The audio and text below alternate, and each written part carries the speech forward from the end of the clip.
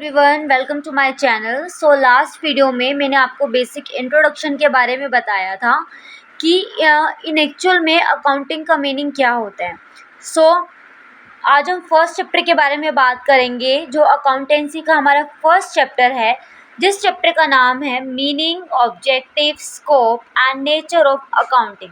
तो देख लेते हैं इसमें हमारे लर्निंग ऑब्जेक्ट्स क्या क्या है, यानी कि इस चैप्टर में हम लोगों को क्या सीखने के लिए मिलने वाला है, या हम अकाउंट्स के बारे में क्या क्या पढ़ने वाले हैं।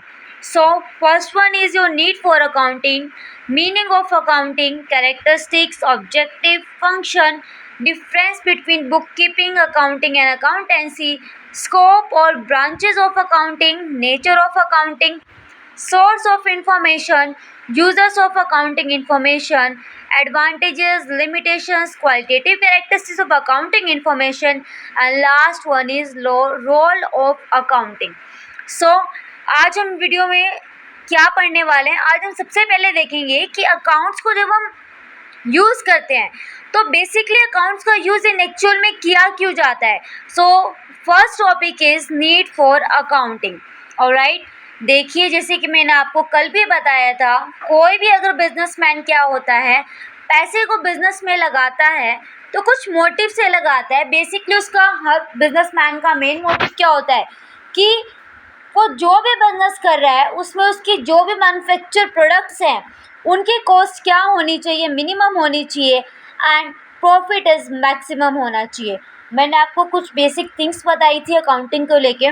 तो देखते हैं नीड ऑफ अकाउंटिंग क्या बोलती है। At the end of each year all the businessman want to know how much they have gained or lost during the year and how much capital invested in the business and the end of the year। देखिए, इसने एक end of the year के बारे में बात की है। तो एंड ऑफ द ईयर के बारे में मैंने आपको कल भी बताया था, ये हमारा अकाउंटिंग ईयर होता है। हमारा अकाउंटिंग ईयर स्टार्ट होता है 1 अप्रैल टू 31 मार्च। तो जब भी हमारा एंड ईयर का एंड आता है तो सभी बिजनेसमैन क्या जानना चाहते हैं कि उन्होंने बिजनेस में कितना गेन किया है, यानी कितना अर्न किया है, एंड उन्होंने कितना लॉस किया है पूरे साल के दौरान, and how much capital invested in the business, कि उन्होंने बिजनेस में कितना कैपिटल इन्वेस्ट किया है। देखो, अगर कोई भी बंदा पैसा लगाता है तो पैसा लगाने के बाद वो क्या सोचता है, ये तो जानना चाहेगा ना कि उसने पूरे साल के दौरान कितना प्रॉफिट अर्न किया है एंड कितना लॉस। आगे देखते हैं क्या बोलता है ये।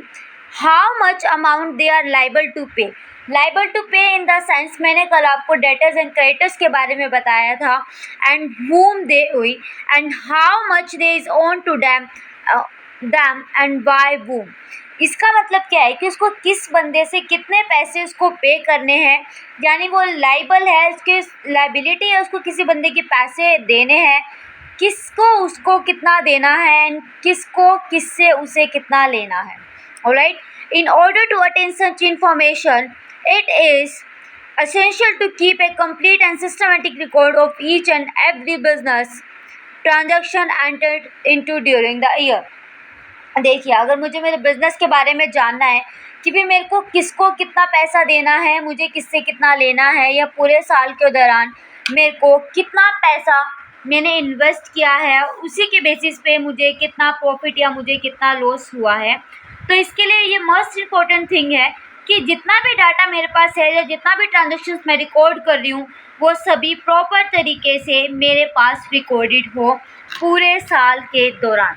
ऑलराइट, नेक्स्ट देखो क्या बोलता है ये। By keeping A complete and systematic record of every business dealing, the businessman can no how much is the amount of purchase and how much is the amount of sales, what is total expenses and what is the amount of profit earned or loss incurred the year।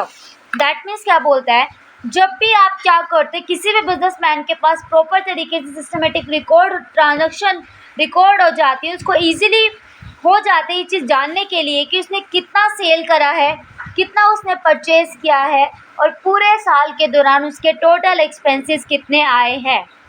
Alright. Furthermore, he can ascertain the financial position of the business। Basically, financial position हमें business में पता चलती है हमारी balance sheet से, and balance sheet के बारे में हम आगे बात करेंगे। फाइनेंशियल पोजीशन होती है कि इन द फाइनेंस को लेके आपकी क्या रेपुटेशन है, यानी कि आप अपने बिजनेस में कहाँ पे स्टेबल करते हो। छोटा सा एग्जांपल लेते हैं, लगा लो कि एकदम से आपके सामने कैसी सिचुएशन आ जाती है जिसमें आपको काफ़ी ज़्यादा अमाउंट की ज़रूरत है। सडनली कोई ऐसी सिचुएशन क्रिएट हो जाती है जिसके लिए आपको बहुत ज़्यादा पैसे की ज़रूरत होती है, तो आपकी फाइनेंशियल पोजीशन के लेके आप कहाँ स्टैंड करते हो in the market. Alright, how much capital eight the end of the year, कि पूरे साल के दौरान इन लास्ट आपके पास कितनी कैपिटल है, and that capital stand invest in various assets. आप क्या करते हो, जब भी आपके पास पैसा होता है तो अपने पैसों को आप डिफरेंट डिफरेंट जगह पे क्या करते हो, इन्वेस्ट करते हो। तो हमारे अकाउंट्स में एक एसेट्स होती हैं। एसेट्स क्या होती है, जो फिक्स्ड होती है, जो बिजनेसमैन के साथ लंबे टाइम तक उसके साथ चलती हैं जब तक उसका बिजनेस रन कर रहा है। Alright, how much amount he has to take, उसको किससे कितना लेना है from whom, and how much amount liable to pay, वो पे करने के लिए कितना लाइबल है, किसे उसे पे करना है। Beside the properly maintained accounts are helpful assessment of income tax and goods and service tax are accepted as a proof court in the where and needed.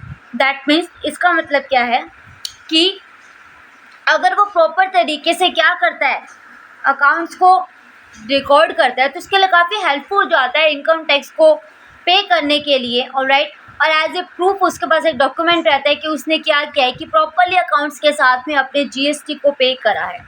Importance of accounting record increasing day by day, now A days properly maintain accounts is answer of A give question, what is the cost of production. आज के time में जितने भी हमारे accounts हैं उनको बनाने की जो नीड है वो काफ़ी ज़्यादा बढ़ चुकी है।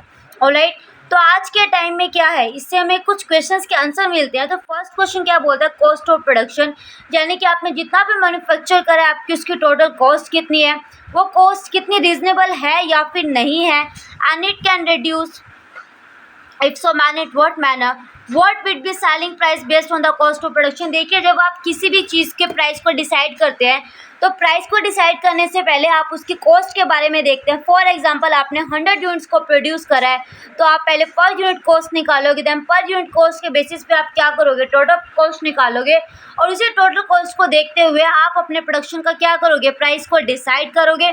सो at last thus business owners can take important decision with the help of information provided of accounting data।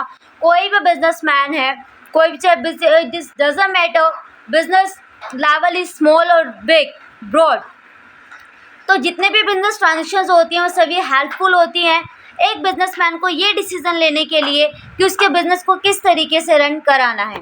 Alright, thank you for watching.